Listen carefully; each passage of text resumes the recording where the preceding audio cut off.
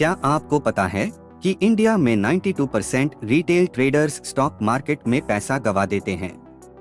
और ये कोई अजम्पशन नहीं है, ये सेबी के ऑफिशियल डेटा पर बेस्ड है।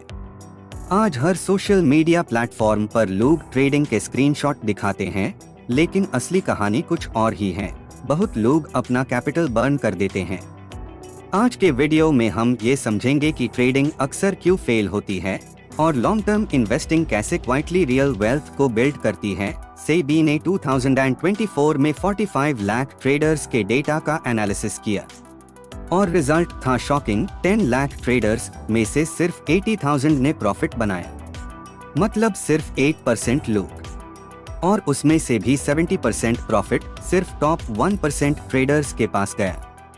मेजॉरिटी लोगों ने हर साल 50,000 रुपये का एवरेज लॉस किया, और जो इंट्राडे करते हैं उनका एवरेज होल्डिंग पीरियड था सिर्फ 1 डे। इसको स्ट्रैटेजी कहना गलत होगा, ये तो एक आदत है। ट्रेडिंग एक्चुअली ब्रेन के गैम्बलिंग सर्किट्स को एक्टिवेट करता है।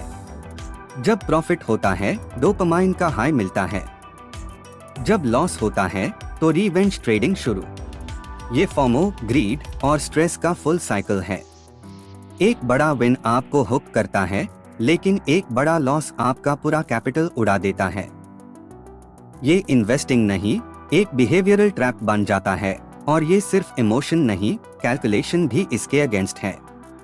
हर ट्रेड में ब्रोकरेज, एसटीटी, जीएसटी और स्लिपेज का कॉस्ट लगता है।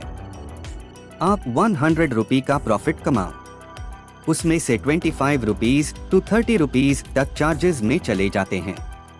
जब तक आप 70% की ज्यादा एक्यूरेसी से ट्रेड नहीं कर रहे, कंसिस्टेंट प्रॉफिट होना बहुत मुश्किल है। कंपेयर करते हैं इन्वेस्टिंग के साथ। निफ्टी 50 का 20 ईयर केगर अप्रॉक्स 12% रहा है।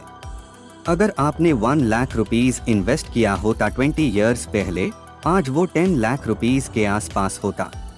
सिप से अगर आप 5,000 रुपीज महीने डालते तो 15 साल में आपका कॉर्पस 25 लाख रुपीस क्रॉस कर जाता, और ये सब बिना स्ट्रेस के और बिना स्क्रीन देखते हुए। That's the magic of time and compounding. चलिए एक एग्जाम्पल लेते हैं। मनोज और रमेश दोनों ने 5,000 रुपये पर मंथ मार्केट में लगाया। मनोज बार बार नए स्टॉक में ट्रेड करता रहा, कभी प्रॉफिट, कभी लॉस और कभी होप। 15 ईयर्स बाद पोर्टफोलियो खाली था और फुल स्ट्रेस। रमेश ने सिंपल सिप स्टार्ट की थी, हर मंथ सेम इंडेक्स फंड में, और उसका रिजल्ट था 25 लाख रुपीस की पीसफुल वेल्थ। बस स्ट्रैटेजी अलग थी। टैक्सेशन भी इन्वेस्टिंग के फेवर में ही है।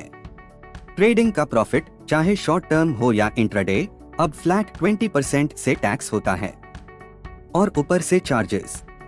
इन्वेस्टिंग में अगर आप 2 इयर्स से ज्यादा होल्डिंग करते हैं तो सिर्फ 12.5% का long term capital gain tax लगता है। सिंपल है, और सिस्टम भी इन्वेस्टर्स को रिवॉर्ड करता है, ट्रेडर्स को नहीं। और सबसे इम्पोर्टेंट, प्रोबेबिलिटी इन्वेस्टिंग भी वैसे ही काम करती है। लॉन्गर ड्यूरेशन मतलब हायर रिलायबिलिटी। 2005 से लेकर आज तक का किसी भी 7 ईयर पीरियड में निफ्टी 50 ने कभी नेगेटिव रिटर्न नहीं दिया। ट्रेडिंग शॉर्ट टर्म थ्रिल है, इन्वेस्टिंग लॉन्ग टर्म मैथ्स है। तो अब सवाल ये है, जब 92% ट्रेडर्स हर साल पैसा गवा रहे हैं, तो क्या आपको भी वही गलती रिपीट करनी चाहिए, या एक controllable, proven, compounding path choose करना चाहिए?